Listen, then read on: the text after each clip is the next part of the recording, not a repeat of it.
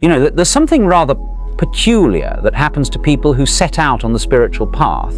They read the books, they meditate in the mornings, they go to the retreats, they learn the breathing techniques, and somewhere along the way, without quite noticing it, they become professional seekers. And I don't mean that they do it for money. I mean, they become so identified with the search itself that the possibility of actually finding something becomes almost threatening. Have you ever met someone like this? Perhaps you've been this person. They're always on the verge of breakthrough, always one more workshop away from enlightenment, always seeking. And what's fascinating, what's really extraordinary about this whole situation is that the very act of seeking has become the problem. The search itself is the thing standing between them and what they're looking for. It's like spending your whole life looking for your glasses while they're sitting on top of your head. And the moment someone tries to tell you this, you say, "Not now, I'm too busy looking for my glasses." This is the trap. This is the cosmic joke. And today, I want to talk about what happens when a seeker finally realizes there was nothing to find, not because there's nothing there, but because they were already it, all along, plinged. Now, let me tell you about a man I once knew. We'll call him David. David had been on the spiritual path for nearly 15 years. He'd been to India 3 times. He had a meditation practice that would put most monks to shame. 2 hours every morning, another hour at night. His bookshelf was a shrine to awakening, Tole, Maharaj, Ramana Maharshi, and of course, everything the Buddha supposedly said translated 6 different ways. David could talk about non-duality, about the illusion of the separate self, about presence and awareness with such eloquence that people often mistook him for enlightened. But here's what was happening underneath all of that seeking. David was exhausted. Not physically tired, though he was that too, but existentially exhausted. The kind of exhaustion that comes from running a race that has no finish line. You see, David had turned spirituality into another achievement project. He'd taken the ego, that sense of a separate self that he was trying to transcend, and simply given it a new job. Now, instead of seeking success in business, it was seeking success in enlightenment. The resume had changed, but the resume builder was still the same. And this is what happens to so many people on this path. We've spent our entire lives being conditioned to seek. Seek better grades, seek the right career, seek the perfect partner, seek the bigger house, seek approval, seek security, seek happiness. Our entire orientation to life is based on the assumption that fulfillment is somewhere else, is someone else, in some other state than the one we're currently in. And then we discover spirituality, and what do? We bring that same seeking energy to it. We just redirect it. And the teachings don't always help, do they? Because they tell you there's something to realize. They tell you there's awakening, there's enlightenment, there's liberation. They give you the sense that you're not there yet, but you could be if only you try hard enough, practice long enough, surrender deep enough, so you keep going, you keep seeking. And every time you have a glimpse, maybe a moment in meditation where the boundaries dissolve, or a walk in nature where you suddenly feel connected to everything, you think, that's it, now I just need to make that permanent. And there it is again, the seeking, the grasping, the sense that where you are right now is not quite enough. Here's what nobody tells you at the beginning of the path. The spiritual search is the ego's most sophisticated disguise. It's the ego playing the role of the humble seeker. It's the separate self pretending to want to disappear while actually just trying to improve itself to become a better, more spiritual version of itself. And the ego is clever. It learns the language. It learns to talk about surrender while gripping tightly. It learns to speak about letting go while accumulating more techniques for letting go. It's rather like a man who collects books about simplicity and then wonders why his house feels cluttered. But here's where it gets really interesting. Here's the hidden truth that David, and perhaps you, are circling around. What if I told you that the very structure of seeking is based on a misunderstanding? Not just that you're seeking in the wrong way, but that the entire premise of the search is fundamentally confused. You see, when you seek something, there's an implicit assumption built into that seeking, the assumption that you and the thing you're seeking are separate. There's you here and enlightenment over there. There's you now and awakening in the future. There's the seeker and the sought, subject and object. And this division, this sense of separation, is itself the illusion that spirituality points to. So what you're doing, in essence, is reinforcing the very illusion you're trying to see through. It's like trying to use darkness to find a light switch. The seeking itself is the problem because it confirms the seeker. Every time you seek, you strengthen the sense that there's a you who doesn't have something and needs to get it. And yet, what all the mystic sages keep trying to tell us is that there is no separate you in the first place. That consciousness, awareness, presence, whatever you want to call it, isn't something you have, it's what you are. It's not an experience you can achieve, it's the very space in which all experience happens. You can't find it because you're already it. You can't reach it because you've never left it. The wave cannot find the ocean because the wave is the ocean. And so seeking awakening is like the eye trying to see itself, or like a fish searching frantically for water while swimming in it. Now, this realization, when it happens, when it really lands, is both devastating and liberating. Devastating because it means all that seeking, all those years, all those practices, all that effort was in a sense for nothing. Not wasted perhaps, but definitely not what you thought they were. You weren't getting closer to the goal, you were just going in circles, and that can feel like loss. David described it to me once. He said, it was like I'd been running a marathon for 15 years, and someone suddenly pointed out that the finish line was at the starting point. I felt foolish, I felt exhausted, I felt like I'd been tricked, but then he paused and something shifted in his face. But I also felt, he said, I also felt this enormous sense of relief, like I could finally stop, like the war was over. You see, the search is exhausting precisely because it's impossible. You're trying to achieve something that can't be achieved, become something you already are. Find something that was never lost. And when you see this clearly, not just intellectually, but see it, feel it in your bones, the seeking simply collapses. Not because you found what you were looking for, but because you've seen through the very mechanism of seeking itself. The seeker dissolves, and in that dissolution, what remains? Just this, just what's always been here. The ordinary miracle of existence happening by itself without anyone needing to make it happen. But let me be clear about something, because this is where people get confused, and frankly, where it gets a bit dangerous. When I say there's nothing to find, when I say you already are what you're seeking, this doesn't mean there's nothing to realize. There's a difference between conceptually understanding I am awareness and actually living from that recognition.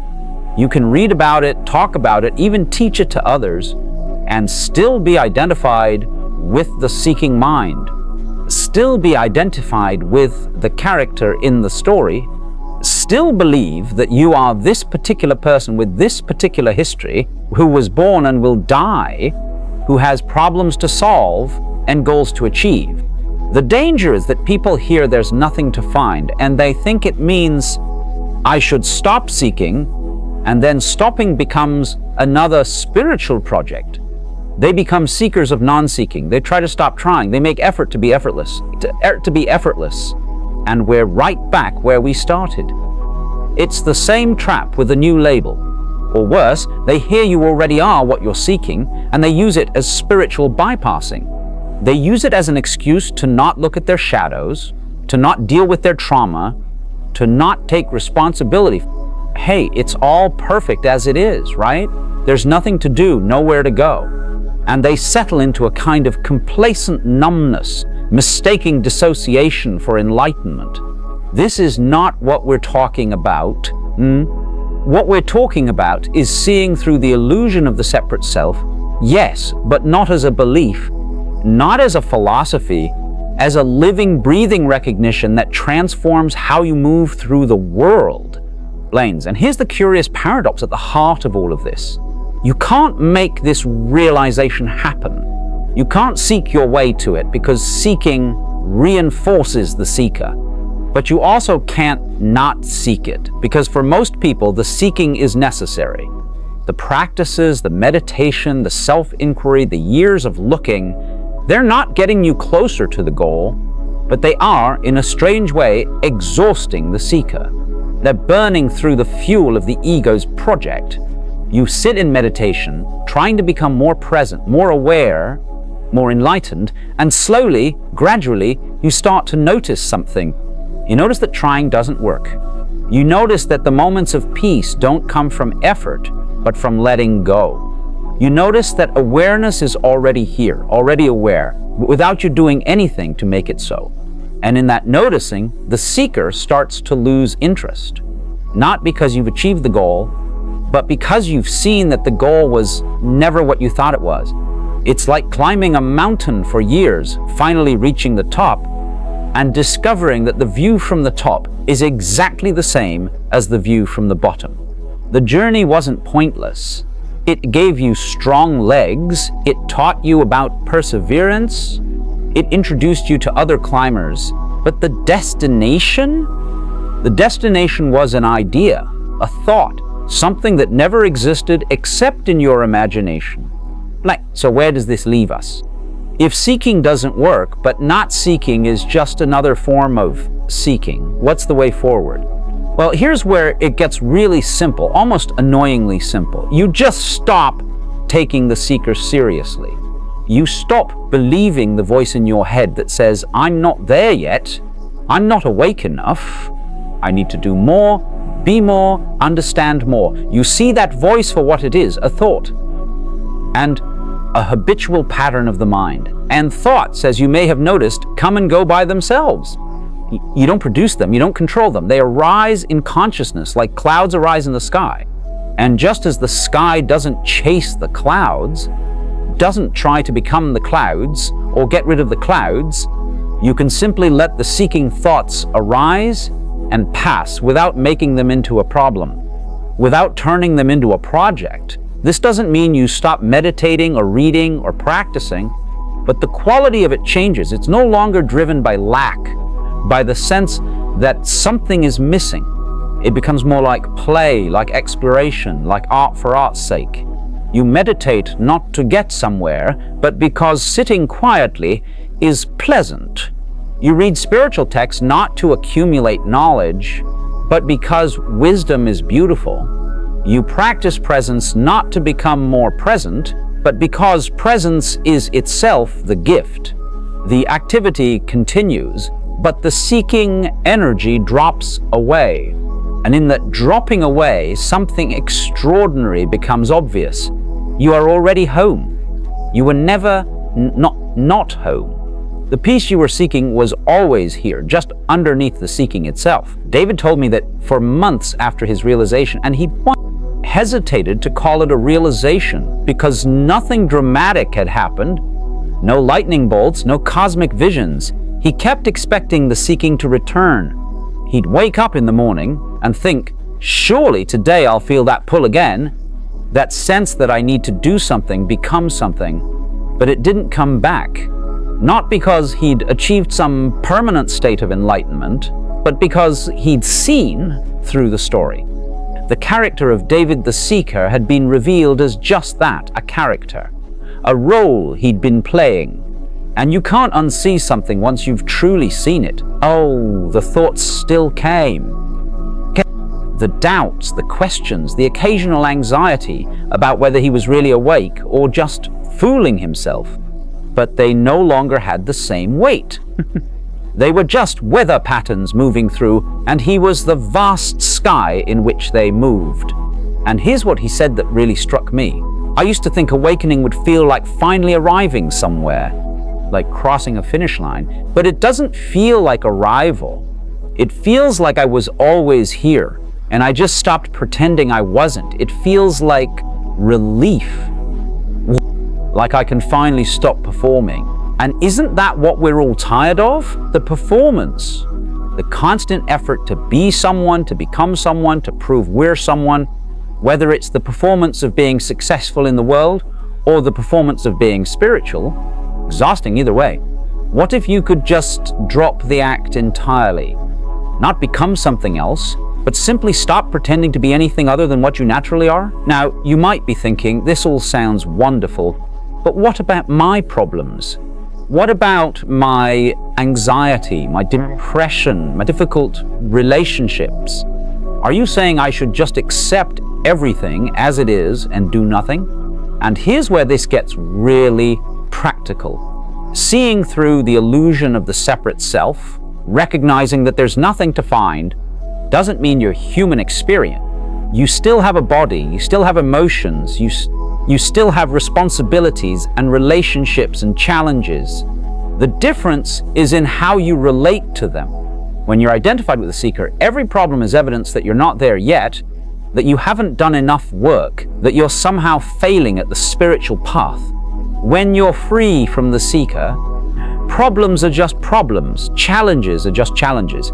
They arise, you deal with them as best you can, and they pass.